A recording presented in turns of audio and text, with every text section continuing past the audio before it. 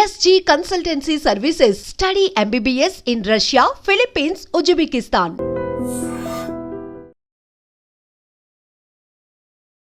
Welcome to iDream media. నేను Udayasri. Present మనతో ఉన్నారు psychologist and parenting mentor Sandra Sudheer గారు. మాట్లాడదాం. హలో అండి, welcome to our studio. Thank you ma'am. Sir, నేను ఇప్పుడు మిమ్మల్ని క్వశ్చన్ వేస్తున్నాను. నా క్వశ్చన్ విని మీరు నేనేం అడిగానని దానికి ఆన్సర్ చేస్తారు. అండ్ మీరు ఆన్సర్ ఇచ్చినాక నేను ఇంకో క్వశ్చన్ అడుగుతాను.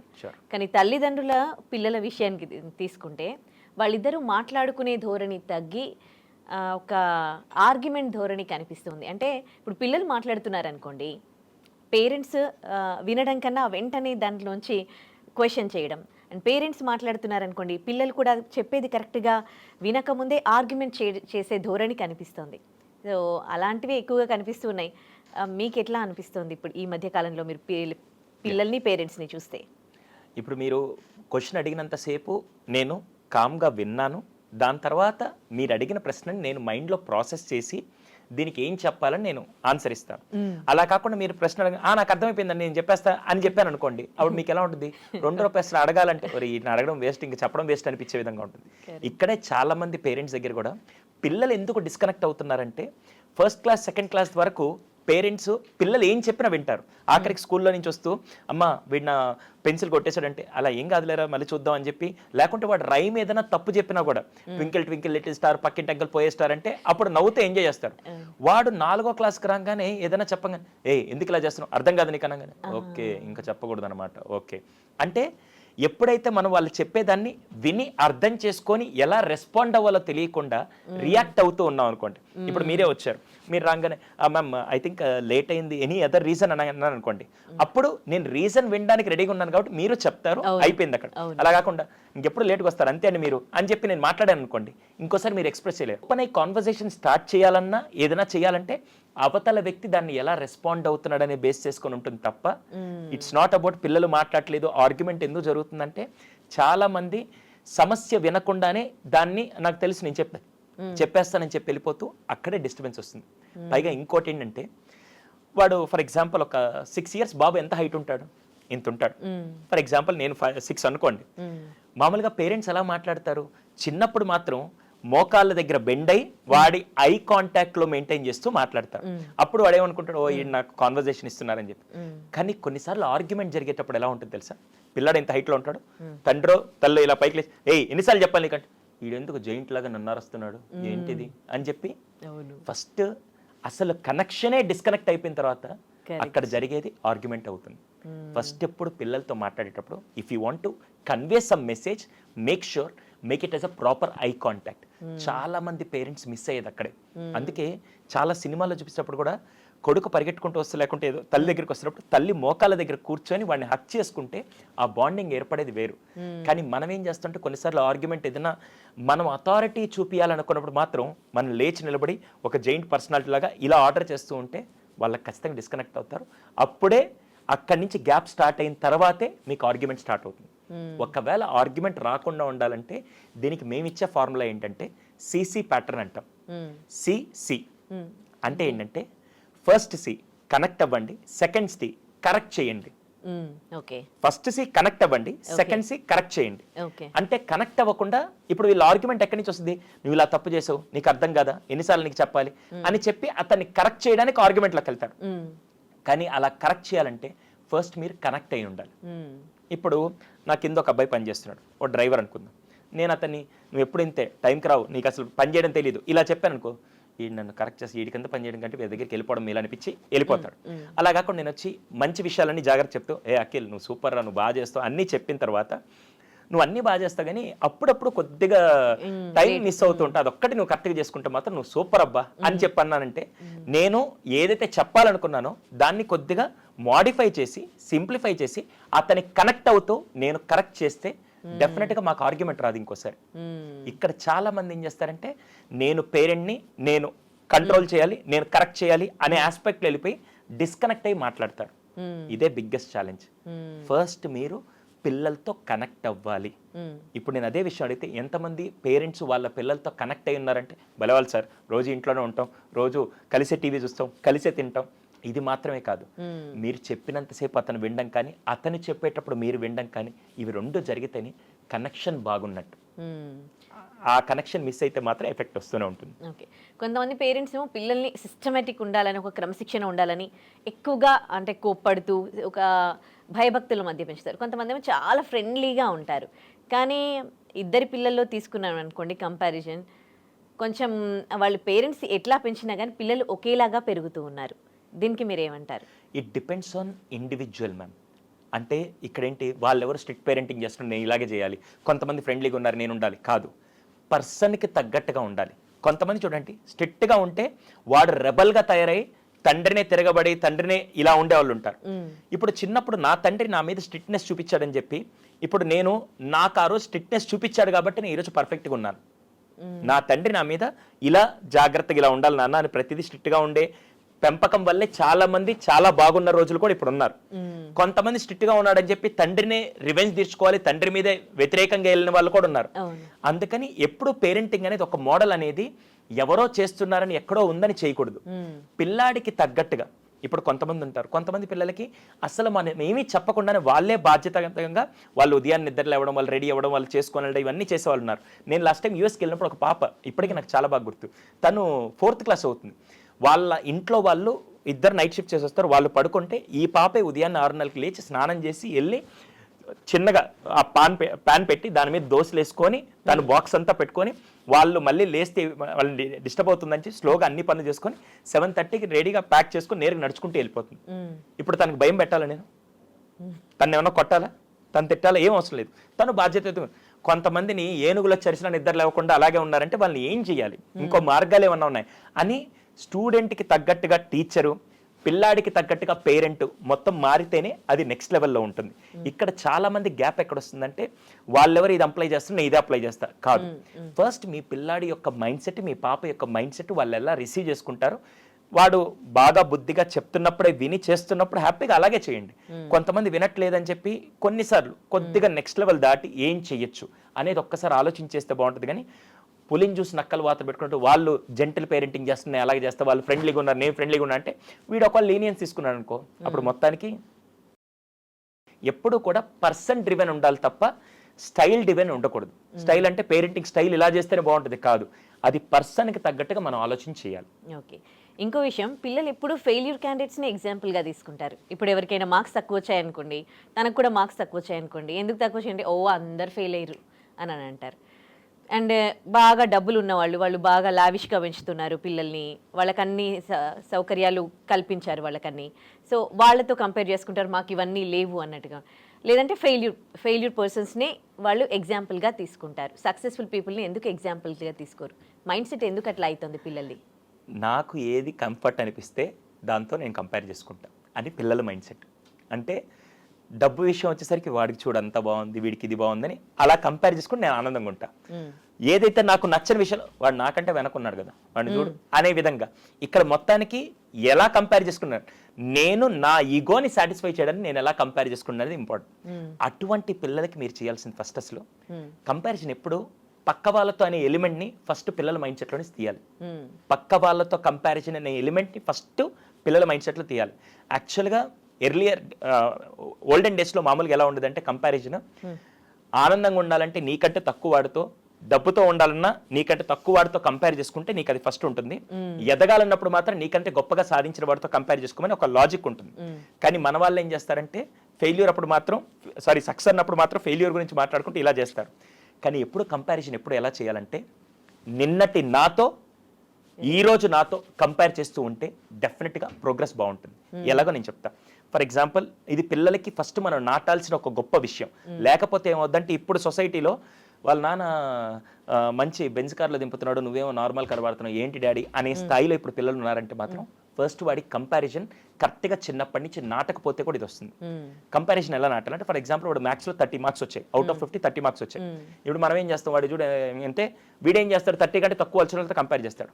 నాన్న నీకు ఈసారి 30 వచ్చాయి కదా, నెక్స్ట్ టైం గెట్ మీ 35 తెచ్చుకొని కనపాడు. నేను ఇక్కడ 50 వచ్చినతో కంపేర్ చేయట్లేదు, 20 వచ్చినతో కంపేర్ చేయట్లా. నాకు నీ బెస్ట్ ఏంటి, రేపటికి నీ ఎఫర్ట్స్ పెరగాలి అంటే ఏం చేయాలి. సో 30 వచ్చాయి, రేపు అలానే 50 తెచ్చుకోమని చెప్పట్లేదు. 35 నెక్స్ట్ 38 దాని తర్వాత 40 45 like wise I need your improvement. Comparison ఎందుకు చేస్తాం మనం?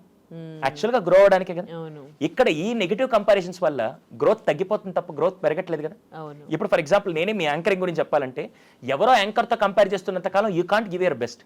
మ్యామ్ నిన్న 2 ఎపిసోడ్లు చేశారు, చాలా బాగా చేశారు, ఈ రోజు ఇంకా బెస్ట్ కోరుకుంటున్నానంటే ఈ రోజు ఇంకా బెస్ట్ ఇస్తారు కదా.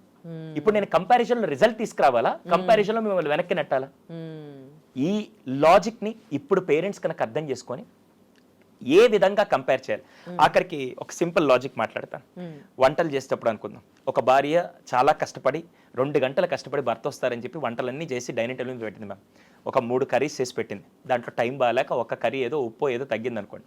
వెంటనే ఆ భర్త వచ్చి ఒక ముద్దలా కలుపుకొని తిని, ఫర్ ఎగ్జాంపుల్ ఆవిడ ఆయన వైఫ్ పేరు లక్ష్మి అనుకోండి, వెంటనే నేను ఒక ముద్ద తిని ఏంటి వంట ఇంత చెత్తగా ఉంది, అసలు ఇంక వంట చేయడం కదా, ఆ పక్కటి సుజనా చూడు ఎంత బాగా చేస్తుంది అనగానే ఇంకెలా ఉంటుంది?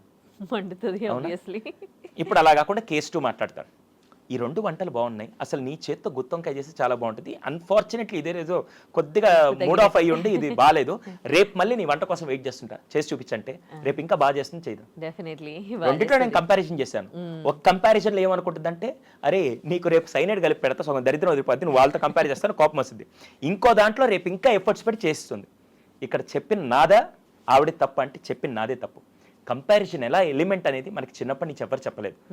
అందుకే చాలా బాగా చెప్తుంటారు, ఒక కుందేలుకి చాపకి రన్నింగ్ రేస్ పెడితే ఎవరు గెలుస్తారంటే అందరూ రాయడంలో కుందేలు గెలుస్తుంది అంటారు. అది రైసే చాలా పెద్ద తప్పు. కుందేలు చెట్టెక్క నీళ్ళలో నడవలేదు, చాప కరెక్ట్ అంతే కదా. It depends how you are comparing, how you are making them understand what is the meaning of comparison. అది చాలా ఇంపార్టెంట్ అండి. చాలా బాగా చెప్పారు. ఇంకో క్వశ్చన్ ఏంటంటే, ఒకప్పుడు పేరెంటింగ్ ఎట్లా ఉండేదంటే ఒక భయము భక్తి, తల్లిదండ్రులు అంటే గౌరవము భయం కూడా ఉండేది. అండ్ టీచింగ్లో కూడా టీచర్స్ అంటే కూడా భయం ఉండేది. కానీ ఇప్పుడు అంతా ఫ్రెండ్లీ టీచింగ్, ఫ్రెండ్లీ పేరెంటింగ్ అని వచ్చింది కదా, ఇది ఎట్లాంటి ప్రభావం చూపిస్తోందంటారు? అంటే ఫ్రెండ్లీ అనే పదానికి కరెక్ట్గా వీళ్ళకి ప్రాపర్గా మీరు డెఫినేషన్ ఇవ్వకపోతే ఖచ్చితంగా వీళ్ళు దాన్ని లీనియన్స్గా తీసుకొని ఏంటి హే బ్రో అమ్మని పట్టుకొని బ్రో అని, నాన్నని పట్టుకొని హే డ్యూడ్ అనగా అంటే అది it is not in our culture. First of all ఇక్కడ పదాలు ఉంటాయి, ఒకటి భయం, రెండోది భక్తి అనడం కంటే బాధ్యత అంటాను నేను. ఒకటి ఈ రెండిట్లో ఏ ఒక్కటి ఉన్నా కూడా రెండోది అవసరం లేదు. బాధ్యత ఉంటే భయం అవసరం లేదు, భయం ఉంటే బాధ్యత అవసరం లేదు. కానీ ఈ రెండు లేకపోతే మాత్రం సమాజంలో ఒక బిగ్గెస్ట్ థ్రెట్ లాగా తయారవుతారు. ఇప్పుడుండే జనరేషన్లో భయం పెడదామంటే వెంటనే ఎక్కడ లేని కంప్లైంట్స్ అన్నీ వస్తున్నాయి. యుఎస్లో అయితే ఇంకా విచిత్రం ఏంటంటే అక్కడికి వెళ్తే 6 years పాప వచ్చి వాళ్ళ పేరెంట్స్ వచ్చి భయపడుతున్నారు, ఈవెన్ ఏమన్నా అలాంటి భయం వస్తుంది, టీచర్లకి వెళ్ళి కంప్లైంట్ చేస్తే అక్కడి నుంచి వాళ్ళకి ఈజీగా 911 కొట్టేస్తే వెళ్ళిపోద్ది డైరెక్ట్గా. అంత భయపడుతూ పేరెంట్స్ బతుకుతుంటే ఇంకా పిల్లలు ఎలా ఉంటారు? ఈ రోజుల్లో భయం. ఇంతకు ముందు రోజుల్లో నాన్న ఏదన్నా ఒకటి కొట్టాడు అనుకోండి, నాన్న కొడితే వెంటనే ఫర్ ఎగ్జాంపుల్ సరే ఇంకో చిన్న లాజిక్ మారుస్తాను. ఇంతకు ముందు రోజుల్లో టీచర్ కొట్టి ఇంటికి వచ్చి ఇంట్లో వాళ్ళకి నాన్న టీచర్ కొట్టాడు అని చెప్తే వెంటనే నాన్న ఏం చేసేవాడు? ఏం తప్పు చేసావు, నువ్వేం చేసావు అని అడిగేవాళ్ళు. ఇంకా భయం ఏంటి తెలుసా? ఒరే ఆయన దేంతో కొట్టాడరా అంటాడు, ఆయన స్కేల్తో కొట్టాడు, నువ్వురా నా బెల్ట్ ఉందని చెప్పి ఇంకో 2 దెబ్బలు నేను వేసేవాడు. అవునా? ఈ రోజుల్లో కొట్టబల్లే పొరపాటున టీచర్ వచ్చి ఏరా ఏం చదవట్లేదు అనగానే ఈడు నేరుగా ఇంటికి వెళ్ళి బాహుబలి మసాలా స్టోరీ అద్ది ఇంట్లో చెప్పంగానే ఏం జరిగిందో తెలుసుకోకుండా 4 సుమోలు 2 ఛానల్స్ వేసుకొని వచ్చేస్తారు. అవునా? ఇప్పుడు నష్టపోయేది ఆ టీచర్ కాదు, నష్టపోయేది పేరెంట్ కాదు, పోయేది వాడి జీవితం. అక్కడ ఏమైందంటే భయం ఉండేదండి. స్కూల్కి 9 గంటలకు వెళ్ళకపోతే నాకు పనిష్మెంట్ ఉంటుందో భయంతో టైంకి వెళ్ళేవాళ్ళు. ఈరోజు ఇప్పటికి మీకు భయం ఉంది, నాకు భయం ఉంది, కెమెరామెన్స్కి అందరికీ భయం ఉంది. ఏం తెలుసా? ఇప్పుడు మరి మీరు కనుక ఒక 2-3 ఇంటర్వ్యూస్ బాగా చెప్తే నాకు ప్రమోషన్ ఎలాగా, నాకు ఎలాగా. ఇప్పుడు కెమెరామెన్ నేను ఈ షూటింగ్ బాగా చేస్తే నాకు ఇంకా వాల్యూ పెరుగుతుందని, చేయకపోతే నా ఉద్యోగం ఏంటని ప్రతి ఒక్కరి ఒంట్లో భయం ఉంటుంది. భయమే మనిషిని డ్రైవ్ చేస్తుంది. ఈ జనరేషన్ పిల్లలకు ఆ భయం ఇవ్వట్లేదు, వాళ్ళని చూసి మనం భయపడి వస్తున్నాం. అవును, బెదిరించాలంటే భయం, ఏం చేసుకుంటారో అని భయం. వాళ్ళు ఏం చేసుకోరు, వీళ్ళు అని ఏదో ఒకటి చేసుకునేలాగా తయారు చేస్తున్నారు. ఒక పదంతో వస్తారండి, మీరు ఎప్పుడైనా విన్నారలే తెలియదు, మా పిల్లాడు చాలా సెన్సిటివ్ అండి, అసలు మా పిల్లలు చాలా సెన్సిటివ్ అండి. సెన్సిటివ్ అయితే తీసుకెళ్ళి లాకర్లో పెట్టుకోండి, బయట ఎందుకు చెప్తున్నారు? అసలు ఆ డైలాగే చాలా పెద్ద రాంగ్ థింగ్ అండి. అసలు సెన్సిటివ్ అనే పదం అది మీరే ఉన్నారు, నేను మిమ్మల్ని వచ్చి మీరు చాలా సెన్సిటివ్గా ఉన్నారండి, చాలా సెన్సిటివ్గా ఉన్నారని ఇంకోసారి ఏదైనా ప్రాబ్లం వచ్చినా కూడా నేను సెన్సిటివ్ కదండి ఎలా తట్టుకోగలుగుతాను అని మైండ్ సెట్ అక్కడికి ఆపేస్తుంది. First biggest don't give tax. Tag ఇస్తాం మనం, వీడి సెన్సిటివ్, వీడి ఆరగెంట్, ఈ ట్యాగ్స్ ఇవ్వకండి. సెన్సిటివ్ అయితే మీరు ఇంకొన్ని ప్రాబ్లమ్స్ ఇచ్చి వాళ్ళ సమస్యను ఎలా ఎదుర్కొంటారనే ధైర్యాన్ని పెంచాలి తప్ప మీరే ట్యాగ్ వేసి మావాడు సెన్సిటివ్ అండి, 10 మందిలోకి రాడు, మావాడు సెన్సిటివ్ అండి, ఒక్కడే ఉంటాడు అని డోంట్ యూజ్ దట్ ట్యాగ్. అది బిగ్గెస్ట్ థ్రెట్. వీళ్ళందరికీ ఇప్పుడు పెద్దగా తెలియవండి. మనకి కరెంట్ ప్లగ్ లో ఏలు పెడితే షాక్ కొడుతుంది, ఇన్స్టెంట్ రిజల్ట్. బాగా పెను మరుగుతున్న పెను మీద చేయబెడితే కాలుతుంది, ఇన్స్టెంట్ రిజల్ట్. కానీ ఇప్పుడు నేను చెప్పేవన్నీ ఇన్స్టెంట్ రిజల్ట్ ఇప్పుడు రావు, పెద్దయ్యాక ఎఫెక్ట్ అయితే అప్పుడు మార్చలేమండి. అందుకని మనం వాడే కంపారిజన్ పదాలు అవ్వచ్చు, మనం వాడే పదాలు కూడా చాలా జాగ్రత్తగా అది పర్సనాలిటీని ఎలా షేప్ చేస్తున్నాయి, మనం ఎటువంటి జాగ్రత్తలు తీసుకోవాలని ఖచ్చితంగా ఉండాలి. ఓకే, ఒక పేరెంటింగ్ మెంటార్గా మీరు ఎంతో మంది పేరెంట్స్కి కలుస్తూ ఉంటారు అండ్ పిల్లల్ని కూడా చూస్తూ ఉంటారు.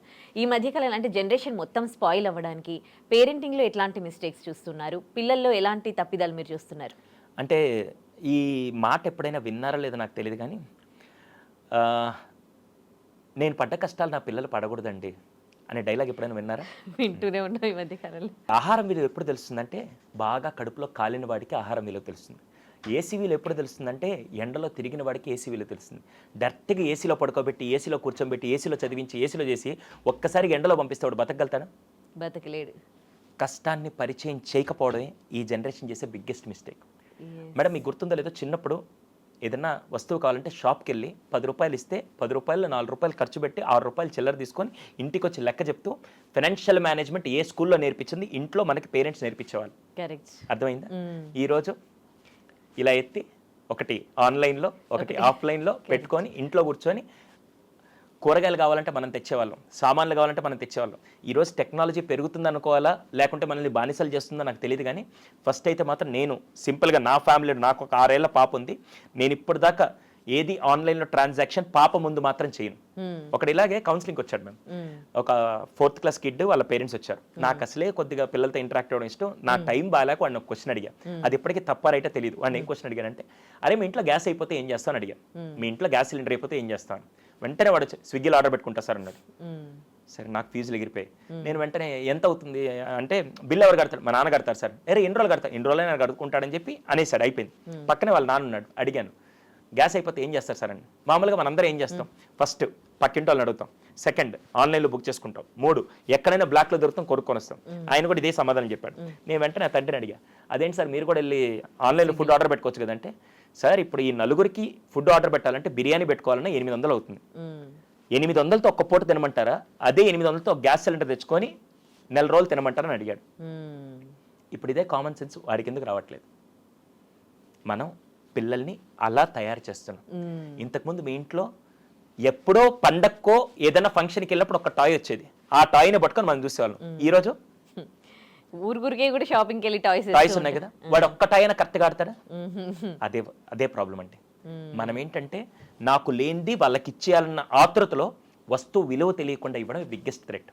అందుకే పిల్ల జమీందార్ సినిమాలో నాని గారు ఒక చిన్న సందర్భంలో ఒక డైలాగ్ చెప్తారు, దేవుడు మనుషుల్ని ప్రేమించడానికి వస్తువులు వాడుకునేదని సృష్టిస్తే మనోళ్ళు వస్తువులు ప్రేమిస్తూ మనుషులు వాడుకునే స్థాయికి దిగజారిపోవడానికి కారణం వస్తువు విలువ తెలియకుండా పేరెంటింగ్ చేయడమే. ఇదే బిగ్గెస్ట్ మిస్టేక్. అందుకే కష్టాన్ని పరిచయం చేయాలి, కష్టాన్ని వాళ్ళు ఎక్స్పీరియన్స్ చేస్తేనే అప్పుడు వాళ్ళ లైఫ్ అంటే ఏంటో తెలుస్తుంది. ఈ రోజుల్లో ఎవ్వరికి అది ఇవ్వట్లేదు, ఇవ్వకపోవడానికి కష్టం అదే పేరెంట్స్ అండి. ఓకే, ఈ మధ్యకాలంలో పిల్లలు ఇప్పుడు కొంచెం ఏజ్ వచ్చిన పిల్లలు కూడా తల్లిదండ్రులు ఉద్యోగాలు చేస్తున్నారనుకోండి, కనీసం వాళ్ళకి హెల్ప్ చేయాలి, పొద్దున్నే లెగాలి, ఏవైనా మంచి మాటలు చెప్పినా కానీ వాళ్ళకు ఇష్టం ఉండదు అసలు అలాంటివి వినడానికి. పొద్దున్నే లేవడం, లేట్ అవర్స్ స్లీప్ కానీ లేట్ అవర్స్ లేవడం కానీ ఇవి చూస్తూ ఉంటాం. సో ఆల్రెడీ గ్రో అయిపోయిన పిల్లల పరిస్థితి ఏంటి? వాళ్ళని మార్చాలంటే ఏం చేయాలి? గ్రో అయిపోయిన తర్వాత యూ కాంట్ చేంజ్ అండి. పడి దెబ్బ తగిలించుకొని దాని తర్వాత విలువ తెలిస్తే తప్ప. అందుకే సామెతలు పెద్ద వాళ్ళు ఊరికే సామెతలు చెప్పరండి, మొక్క యొంగన మాన యొంగన అని చెప్పి. వీళ్ళు ఆల్రెడీ ఒక టీనేజ్లోకి వచ్చేసిన తర్వాత, ఒక 15 years 16 years వచ్చిన తర్వాత ఐ నో ఎవ్రీథింగ్, నాకు అన్నీ తెలుసు, ఇదేంటి నేను ఎందుకు చేయాలి అనే క్వశ్చనింగ్ టైంలో వచ్చినప్పుడు you can't shape a personality. Starting నుంచి మీరు ఎలా షేప్ చేస్తారు, స్టార్టింగ్ నుంచి హౌ యు ఆర్ నర్చరింగ్ అనేది అప్పుడు ఇంపార్టెంట్. కానీ మీరంతా డెవలప్ అయిపోయిన తర్వాత తీసుకొని వచ్చి ఇప్పుడు నువ్వు మారాలి అంటే, ఇప్పుడు ఇదే క్వశ్చన్ నేను మిమ్మల్ని అడుగుతాను, యూనిట్ చేంజ్ అంటే వెంటనే మీరు చేంజ్ అవుతారా? వాళ్ళు అంతే. వాళ్ళు ఏంటంటే నా వరల్డ్, నా స్టైల్, నా లివింగ్ స్టైల్ నేను ఎందుకు మార్చుకోవాలి అనే విధంగా వాళ్ళు ఉన్నప్పుడు you can't expect any change from them. అది బిగ్గెస్ట్ ఛాలెంజ్ అండి. ఓకే, ఇంకోటి సార్, పిల్లలకి పెద్దవాళ్ళకి రెస్పెక్ట్ ఇచ్చే ధోరణి కూడా కనిపించట్లేదు. ఇంట్లో పేరెంట్స్తో కానీ స్కూల్లో టీచర్స్తో కానీ ఒక పెద్దవాళ్ళు వాళ్ళు ఏమైనా చెప్తూ ఉంటే వినడం కానీ, వాళ్ళ మీదే జోకులు చేయడం ఇలాంటివి చూస్తూ ఉంటాం. ఈవెన్ సినిమాల ప్రభావం కూడా ఉంటుంది. ఎందుకంటే సినిమాలో కూడా కాలేజీలో కానీ స్కూల్లో కానీ టీచర్స్ మీద జోకులు వేస్తూ ఉంటారు. సో ఇప్పుడైతే అలాగే కనిపిస్తూ ఉన్నారు పిల్లల్ని చూస్తూ ఉంటే. సో ఇంట్లో నుంచే పిల్లలకి ఒక రెస్పెక్ట్ ధోరణి నేర్పించాలి అని అనంటే ఎట్లా చేయాలి, ఏం చేయాలి? ఇంతకుముందు రోజుల్లో పండగ వచ్చినప్పుడు లేకుంటే బర్త్డే చేసుకున్నప్పుడు వెళ్ళి కాళ్ళకి నమస్కారం చేసేవాళ్ళు. ఈరోజు ఎంతమంది అసలు మన పెద్దవాళ్ళకి మనం నమస్కారం చేస్తున్నాం? నేను ఇప్పటికీ నా కూతురు ముందు నా కూతురికి నేను రెస్పెక్ట్ నేర్పించాలంటే ఫస్ట్ నేనేం చేస్తానంటే, మా ఇంటికి ఎవరైనా నాకంటే వయసులో పెద్దవాళ్ళు వస్తే, నార్త్లో ఈ కల్చర్ని మాత్రం నేను ఇప్పటికీ మెచ్చుకుంటానండి. మీరు ఎప్పుడైనా రైల్వే స్టేషన్ నిలబడండి, రైల్వే స్టేషన్ నిలబడండి, వాళ్ళ బంధువర్గం ఎవరన్నా ట్రైన్లో దిగుతున్నారంటే ఆఖరికి వాళ్ళకి 1 year పెద్దయినా వెళ్ళి కాళ్ళకి నమస్కారం చేస్తాడు. అవును, ఎంత బాగుంటుంది తెలుసా? ఎందుకు తెలుసా? నేను ఎప్పుడైతే బెండ్ అయి కాళ్ళకి నమస్కారం చేస్తున్నంటే నా తల నెత్తికెక్కినది మొత్తం దిగి నేను నమస్కారం చేస్తుంటే ఒక గొప్ప కల్చర్ అది. అంతే కదా? నేను ఒకటి బెండ్ అయి నేను నమస్కారం చేస్తున్నంటే నా పర్సనాలిటీ నేను రీఫిల్టర్ చేసుకొని నేను చేస్తున్నట్టు. కానీ ఇప్పుడు అది ఎవడన్నా చేసి ఏంట్రా బిల్డప్ప ఈయన డైలాగులు మనం పడిపోతున్నాం తప్ప, ఫస్ట్ చేయాల్సింది నా కూతురికి రెస్పెక్ట్ అనేది నేర్పియాలంటే నేను చెప్పడం కాదు, తన ముందు నేను ఒక ఎగ్జాంపుల్గా ఉండాలి. ఆ ఎగ్జాంపుల్ నేనేం చేస్తానంటే, ఎవరన్నా మా అమ్మగారు లాంటి వయసు, మా నాన్నగారు లాంటి వయసు, మా మామయ్య గారు లాంటి వయసు ఎవరు కనపడినా కూడా ఫస్ట్ నేను అక్కడ నమస్కారం చేసి తర్వాత నేను మాట్లాడతాను. అప్పుడు తను చూసి రెండోసారి నేను చెప్పకుండా, మొన్న ఒక ఈవెంట్ చేశాను నేను, రమారవి గారు, మల్లికార్జున్ గారు, ఇలా చాలా మంది ఎక్స్పర్ట్స్ వస్తే నేను చెప్పకుండా నా కూతురు వెళ్ళి నమస్కారం చేసి వచ్చింది. 6 ఏళ్ల పాప. ఎక్కడి నుంచి వచ్చింది అది? మీ దగ్గర నుంచి. నేను ఎక్కడ పుస్తకాల్లో చెప్పలేదు, మా టీచర్లు నేర్పలేదు. ఫస్ట్ ఇక్కడ మనం మిస్ అయ్యే పాయింట్ ఏంటంటే, ఇప్పుడు నాకంటే వయసులో తక్కువ నా మెయిడో నా డ్రైవర్ ఎవరో వచ్చారనుకోండి, ఎరా ఎంతసేపు లేట్ అయింది అని నేను మాట్లాడానంటే, అక్కడ నా బిడ్డ చూస్తున్నప్పుడు ఓ ఈయనకు పెద్ద రెస్పెక్ట్ ఇవ్వలేదా, ఓకే అని చెప్పి, ఇప్పుడు నేను అలా కాకుండా బాబు ఏం ఓకే అమ్మ పర్లేదు నువ్వు చూసుకొని రా అని చెప్పి నేను మర్యాద ఇస్తూ ఉన్నప్పుడు నెక్స్ట్ ఆ పాప వెళ్ళి అన్న బాగున్నావా అని చెప్పి వరుస పెట్టి మాట్లాడడం నేర్చుకుంటుంది. ఫస్ట్ ఆ ఎలిమెంట్ ప్రతి ఒక్కటి. ఇప్పుడు ఇంటికి రాగానే ఏరా మీ టీచర్ ఏం చెప్పలేదా అనే విధంగా అనేదానికి, ఈరోజు టీచర్ గారు ఏమన్నా చెప్పారా అని మాట్లాడేదానికి ఎవ్రీథింగ్ మ్యాటర్స్. ఫస్ట్ రెస్పెక్ట్ అనేది మనం ఇస్తూ ఉంటే వాళ్ళు ఫాలో అవుతుంటారు, ప్లస్ మనం అడగాల్సిన అవసరం లేదు. రెస్పెక్ట్ అనేది మనస్ఫూర్తిగా వచ్చే ఎలిమెంట్ తప్ప నాకు రెస్పెక్ట్ ఇవ్వు అని అడిగే ఎలిమెంట్ కానే కాదండి. ఖచ్చితంగా మీరు ఒక లివింగ్ ఎగ్జాంపుల్గా అది ఎలా అంటే నేను నా బిడ్డ ముందు ఎందుకు చేయాలని అనుకుంటారు, కానీ అలా చేస్తేనే వాళ్ళకి గొప్ప క్యారెక్టర్ అనేది డెవలప్ అవుతుంది. ఓకే, సో కామన్ సెన్స్ ఇట్లా ఉంటే టైం సెన్స్ కూడా పిల్లల్లో లేకుండా అయింది. అసలు ఒక టైంకి లెగడం కానీ టైంకి పడుకోవడం కానీ అట్లా మనం చెప్పినా కానీ వాళ్ళకి కోపం వస్తుంది. వాళ్ళలో టైం సెన్స్ అనేది మెయింటైన్ చేయడానికి పేరెంట్స్ ఏం చేస్తే బాగుంటుంది అంటారు? కొద్దిగా ఇవి క్వైట్ ఛాలెంజింగ్ ఇప్పుడు, ఎందుకంటే వాళ్ళకి డిసిప్లిన్ ఫ్యాక్టర్స్లో అవ్వచ్చు, లేకుంటే ఆర్గనైజ్డ్ వేగా బిహేవ్ చేయమన్నా కొద్దిగా కష్టమే అవుతుంది. దానికోసం చిన్నపిల్లలు అయితే మామూలుగా వాళ్ళకి రీఇన్ఫోర్స్మెంట్ టెక్నిక్స్ కానీ, అంటే నీకు ఫర్ ఎగ్జాంపుల్ ఈ మంత్ అంతా నువ్వు ఎవ్రీడే ఆన్ టైం లేస్తే నీకు ఈ స్టార్స్ వస్తాయి, ఈ స్టార్స్ రావడం వల్ల నీకు ఇలాంటివని ఏదో రీఇన్ఫోర్స్మెంట్, అంటే చేస్తే ఇస్తామనే విధంగా కాదు, నువ్వు ఇలా చేస్తుంటే నీ బిహేవియర్ డెవలప్ అయ్యి నీకంటూ ఒక రికగ్నిషన్ నేను ఇస్తాను. ఇప్పుడు మనం వర్క్ చేస్తే మనకు ప్రమోషన్ వస్తుంది తెలిసి ప్రమోషన్ కోసం వర్క్ చేయం కదా మనం, రైట్? మనం అదే ప్యాషనేట్గా చేస్తుంటే ఇప్పుడు పిల్లలకు కూడా ఏదో ఒక అంటే మోటివేటింగ్ ఫ్యాక్టర్ లాగా ఉండడానికి నువ్వు వరుసగా ఒక 30 days కనుక నువ్వు ఆన్ టైం లేచావంటే నీకు 30 stars వస్తే 30 starsని నేను మనీలాగా కన్వర్ట్ చేసి నీకు ఇస్తాను, నువ్వు వెళ్ళి ఒక టాయ్ కొనుక్కోవచ్చు అని చెప్పి ప్రతి దాన్ని మీరు లింక్ చేయడం వల్ల దెర్ ఆర్ ఛాన్సెస్ వాళ్ళు ఒక రొటీన్ డెవలప్ చేయడానికి మీకు అది బాగా హెల్ప్ అవుతుంది. కానీ చాలా మంది ఏమనుకుంటారు అంటే ఏంటి సార్ బ్రైబ్ ఏమంటారు, దీన్ని బ్రైబ్ అంటారు. Reinforcement is different. రీఇన్ఫోర్స్మెంట్ అంటే నేను వాళ్ళకి ఒక అప్రిసియేషన్ కింద ఒకటి ఇస్తున్నాను, అప్రిసియేషన్ మళ్ళీ నేను కన్వర్ట్ చేసి వాళ్ళకి కావాల్సిన వస్తు రూపంలో ఇస్తే, ఓ నేను 30 రోజులు ఆన్ టైం లేవబట్టి ఇలా నాకు ఇచ్చారని చెప్పి అది ఒక గుడ్ బిహేవియర్కి దారి తీసే ఛాన్సెస్ చాలా ఉంటాయి. కాకుంటే ఇప్పుడు వాళ్ళు ఏంటంటే కొద్దిగా లేజినెస్ కానీ ఏముందిలే చూద్దాం, కొద్దిగా జెన్ ఆల్ఫాలో ఇవి కొన్ని క్యారెక్టరిస్టిక్స్ ఉన్నాయి కాబట్టి స్లోగా వాళ్ళని ఎలా నర్చర్ చేస్తారనే దాంట్లో ఉంటుంది. అది కరెక్ట్గా ఇలా చెయ్యాలనే ప్యాటర్న్ కంటే మళ్ళీ కిడ్ని బేస్ చేసుకొని మీరు ఏ రొటీన్స్ అప్లై చేస్తారో మీ ఇష్టం. అప్పుడు అంటే చిన్నప్పటి నుంచి మంచి మంచి బుక్స్ చదివే వాళ్ళు పిల్లలు ఎదుగుతున్న క్రమంలో, కానీ ఇప్పుడు అట్లా ఒక అంటే స్కూల్ బుక్స్ దేవుడెరుగు, అసలు బయటి బుక్స్ చదవడం అనేది మనం చూడము. పిల్లలు బుక్ రీడింగ్ పెంచాలి అని అంటే, ఈ ఒక అలవాటు పెంచాలి అంటే ఏం చేయాలి? దానివల్ల ఎట్లాంటి ఉపయోగాలు ఉన్నాయి పిల్లలకి? బుక్ రీడింగ్ అయితే మాత్రం నెక్స్ట్ లెవెల్ అండి. నేను ఇప్పుడు నా పిల్లలకు కూడా స్లోగా అలవాటు చేస్తున్న బుక్ రీడింగ్ ఏంటంటే ఫస్ట్ మనం చదువుతుంటాను. నేను యూఎస్కి వెళ్ళినప్పుడు నన్ను పిక్ చేసుకునే దానికి హ్యూస్టన్ నుంచి, ఆస్టిన్లోనే ఉన్నాను, హ్యూస్టన్ నుంచి నన్ను పిక్ చేసుకునే దానికి ఒక ఫ్యామిలీ కార్ వేసుకొని వచ్చారు. కార్ వేసుకొని వచ్చి దాంట్లో వాళ్ళ అబ్బాయి 11 ఇయర్స్ కుర్రాడు ఉన్నాడు. మామూలుగా 11 ఇయర్స్ కుర్రాడు 3 hours డ్రైవ్ చేసుకొని వాళ్ళ నాన్నగారు వచ్చినప్పుడు ఆ 3 hours కార్లో మనోడు ఏం చేస్తుంటాడు? నార్మల్గా ఇక్కడ జనరేషన్ కిడ్స్ అయితే ఏం చేస్తుంటారు? ఏదో ఆడుతూ ఉంటారు, ఫోన్ పట్టుకుంటారు వాళ్ళకి, అంతే. వాడు వచ్చే 3 గంటలు కానీ నన్ను తీసుకెళ్ళిన 3 గంటలు కానీ ఫోన్ పట్టుకోవాలా. ఫస్ట్ టైం కారులో లైబ్రరీ చూశాను నేను. ఓకే, ఫస్ట్ టైం కారులో లైబ్రరీ చూశాను. వాడు వెళ్ళినంతసేపు బుక్ పట్టుకొని బుక్ చదువుతూ దాంట్లో వాడు కామెడీని ఎంజాయ్ చేస్తూ నవ్వుతూ ఉన్నాడు. మళ్ళీ ఇంటికి వెళ్ళిన తర్వాత డైనింగ్ టేబుల్ మీద భోజనం చేసే టైంలో ఈ పుస్తకం ఇలా చదువుతూ దాన్ని తినడం మొదలుపెట్టాడు. అది ఎక్కడ అంటే వాళ్ళ ఇంట్లో టీవీ ఉంది, కానీ ఆన్ చేసేది రోజుకి 1/2 hour మాత్రం. మిగతా టైం అంతా ఫ్యామిలీ ఎవరికి నచ్చిన నావెల్స్ వాళ్ళు చదువుకుంటూ కూర్చుంటారు. బుక్ రీడింగ్ వల్ల ఏమవుతుందంటే మాట్లాడే పదాలు మారుతాయి. ఎందుకంటే కంటెంట్ ఇన్ఫర్మేషన్ అంతా వెళ్తూ రాంగ్ ఇన్ఫర్మేషన్. ఈరోజు నేను ఒక సెకండ్ క్లాస్ కిడ్ని రోజు రీల్స్ చూస్తూ ఉంటే నా మైండ్లోకి ఏం వెళ్తుంది? రీల్స్ లాంగ్వేజ్ వెళ్తుంది. నేను అలా సెకండ్ క్లాస్ స్టూడెంట్ని నేను ఒక బుక్స్ చదువుతూ దాని ఫ్రేమింగ్ వర్డ్స్ అన్ని చదువుతుంటే నా మైండ్లోకి ఏం వెళ్తుంది? ఆ పదాలు, ఆ framing. So what kind of information you are feeding your brain, that matters a lot. Books ద్వారా ఏమవుతుందంటే ఇలా కూడా చేయొచ్చా? మీకు తెలిసేది బుక్స్ ద్వారా విజువలైజేషన్ కూడా చాలా బాగా పెరుగుతుంది. ఎలా అంటే మీరు ఎప్పుడైనా పుస్తకం చదువుతున్నప్పుడు ఆ క్యారెక్టర్, ఆ సన్నివేశం మొత్తం మీ బ్రెయిన్లోనే అది మొత్తం పిక్చరైజ్ అయ్యే విధంగా వస్తుంది. అది పిల్లలకి చాలా ఇమాజినేషన్ పెంచుతుంది, విజువలైజేషన్ కూడా పెంచుతుంది. అందుకే బుక్ హ్యాబిట్ అనేది ఇది. అలా అని చెప్పి వాళ్ళకి ఏదో ఈ బుక్సే చదివించాలని లేదు. కొందరికి కామిక్స్ ఇష్టం, కొందరికి ఫిక్షనల్ స్టోరీస్ ఇష్టం. వాళ్ళకి ఏది నచ్చుతుందో అది స్లోగా అలవాటు చేస్తూ దాని తర్వాత సైమల్టేనియస్గా you can get into. అలా చేయడం వల్ల వాళ్ళ నాలెడ్జ్, వాళ్ళ థాట్ ప్రాసెస్ అయితే డిఫరెంట్గా మారుతుందండి. నన్ను ఇన్స్పైర్ చేసిన సుధామూర్తి గారి బుక్ చదువుతున్నప్పుడు ఇప్పటికీ నాలో ఒక థాట్ ప్రాసెస్ మారిందంటే సుధామూర్తి గారి బుక్స్ చదవడం వల్ల.